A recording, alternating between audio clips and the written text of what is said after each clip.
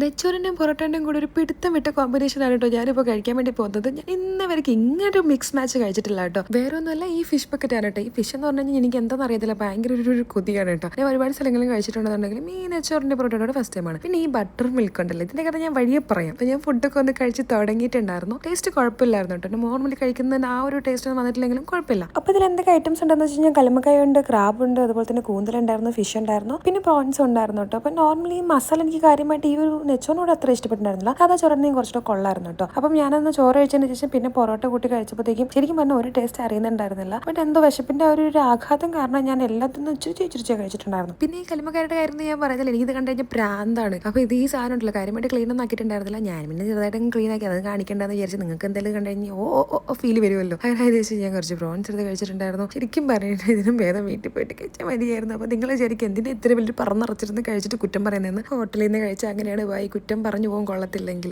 പിന്നെ ഈ butter milk, ഇതിന്റെ കഥയാണ് എനിക്ക് പറയാനുള്ളത്. ഇത് കുടിച്ചു കഴിഞ്ഞ ശേഷം ഈ വയറിനകത്തുള്ള എല്ലാ സാധനങ്ങളും അപ്പം തന്നെ എനിക്ക് ക്ലീൻ ആയി പോയിട്ടുണ്ടായിരുന്നു. അപ്പോൾ ഇങ്ങനെ കാര്യങ്ങൾ മനസ്സിലായില്ലേ? അപ്പം ശരി എന്നാ.